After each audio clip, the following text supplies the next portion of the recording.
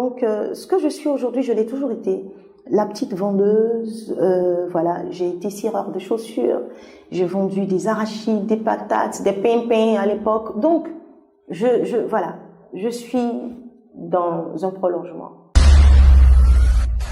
Bonjour Prisca. Bonjour Joël. Comment vas-tu? Ça va. Alors, je voudrais te remercier déjà d'avoir accepté d'honorer de ta présence le podcast et d'accepter de partager ton parcours à ma communauté, mais également à la tienne, puisque ça sera relayé sur tous les réseaux sociaux.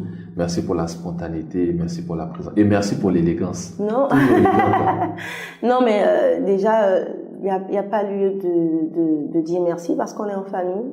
Voilà, ce que les gens savent pas, c'est qu'on est une famille. C'est ça. Voilà.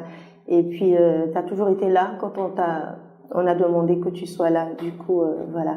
Et c'est un honneur aussi parce que je sais que pour être là, il faut en avoir. Voilà. Effectivement. Et tu en as. Alors, Prisca, à l'état civil, ça donne quoi? À l'état civil, Prisca, c'est Kofi Prisca Meulen. Kofi Prisca? Meulen. Tu n'oublies pas quelque chose? En fait, Aou ne figure pas sur mon extrait de naissance. D'accord. Chez nous, les Akans, tu as ton petit nom en fonction de ton jour de naissance. D'accord. Donc, je suis née un jeudi. Donc, je m'appelle jeudi, c'est Aou. Aou. Voilà. D'accord. Effectivement, c'est jamais sur l'extrait de naissance. Yeah. D'accord. Alors, Prisca, première rappeuse de Côte d'Ivoire, animatrice, humoriste, maîtresse de cérémonie. Est-ce qu'on dit non, maîtresse de cérémonie? C'est ça. Entrepreneur, ambassadrice pour l'année 2009-2019 du projet École partenaire du futur, initié par le gouvernement de la République fédérale d'Allemagne. Qu'est-ce que tu as fait de porter toutes ces casquettes en même temps? Je me sens particulièrement bénie. Et comme je le dis souvent dans mes présentations, je suis un arbre multifruitier. Ce n'est pas de l'arrogance, mais c'est de la reconnaissance.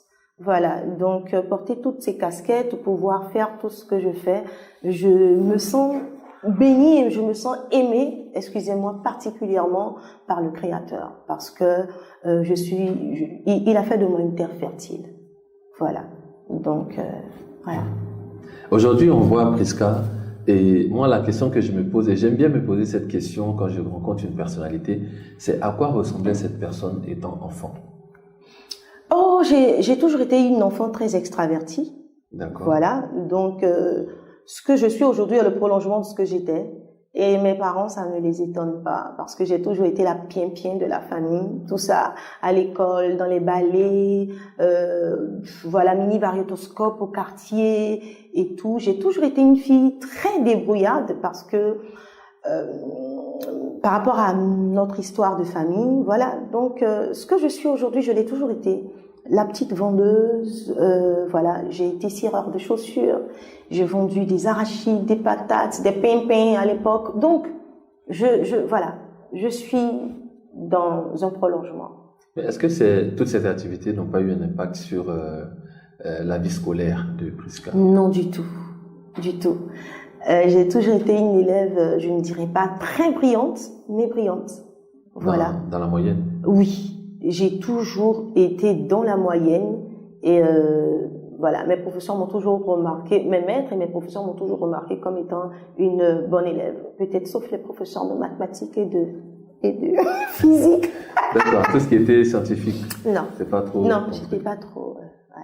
D'accord.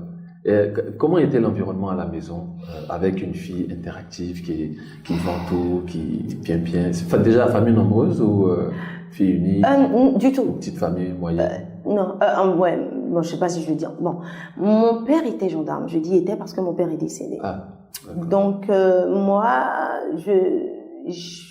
j'ai pas connu ma mère. J'ai pas connu ma mère parce que j'ai perdu ma mère quand j'avais 2 ans. Ah, d'accord. Du coup, on est principalement resté avec papa. Papa qui était gendarme et qui travaillait aussi à la présidence, commando et tout. Donc, il bougeait beaucoup. Donc, on n'a pas eu une enfance très facile. Et puis, vous savez, l'Afrique et tout. Ça fait qu'on était souvent livrés un peu à nous-mêmes. Donc, il y a eu des moments où papa n'a pas assuré, quoi. Wow. Voilà. J'aime beaucoup mon père.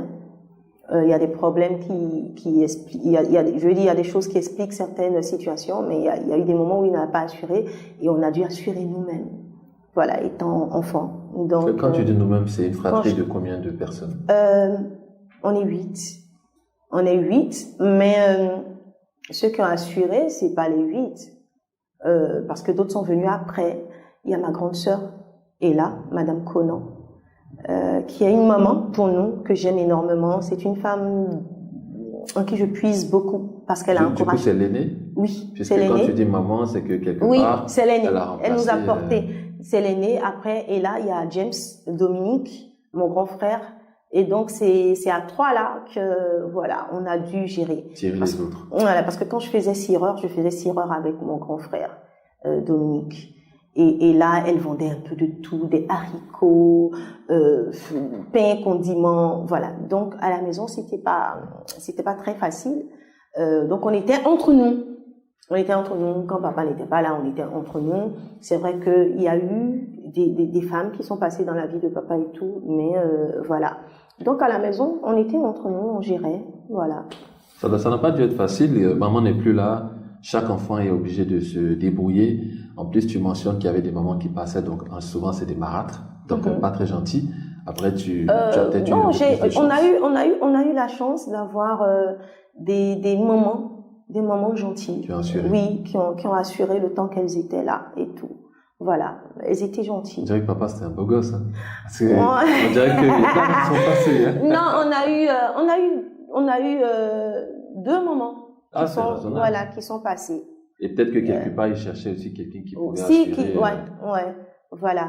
Mais c'est quand on prend de l'âge et qu'on se rend compte que on a vécu des choses dans notre enfance qui étaient... On essaie de comprendre nos parents. Même si c'était difficile, on essaie de les comprendre.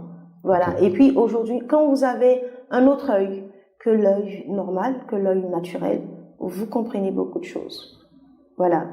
Vous comprenez beaucoup. Et aujourd'hui, je comprends beaucoup de choses. Et moi, j'aime profondément mon père. Mon père, c'était mon pote. Mon père, c'était mon pote. De tous ses enfants, je ne dirais pas que j'étais la préférée, mais il discutait très facilement avec moi parce que moi, voilà quoi. Moi, je suis open, je lui posais des questions. Voilà. Donc, finalement, on peut dire que tu n'étais pas la dernière, tu n'étais pas la première, tu étais au milieu, quoi. Oui, je suis le 3e enfant. 3e enfant. Alors, c'est une question un peu personnelle que je vais te poser. Tu n'es pas obligé de répondre, tu peux prendre le joker.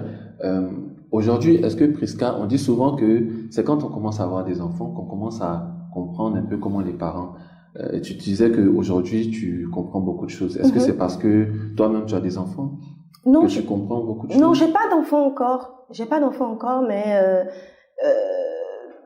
quand on se retrouve face à des responsabilités, quand on est dans un milieu comme le milieu dans lequel je suis, quand on voit comment pour un rien on peut être détesté, comment pour un rien on peut être marabouté pour rien.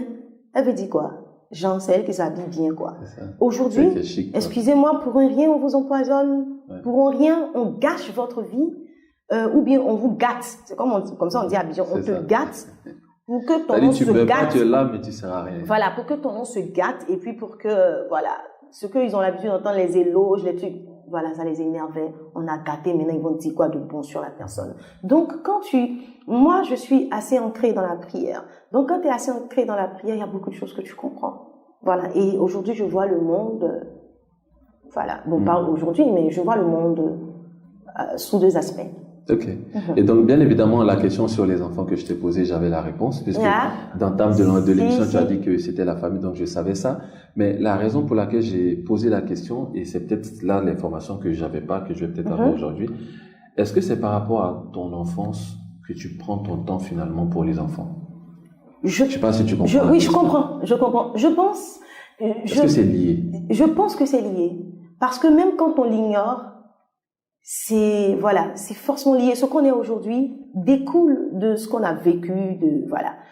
Moi, mon rêve en tant que femme, c'est avoir une famille. Ça, c'est l'un de mes plus grands rêves et je l'ai toujours dit.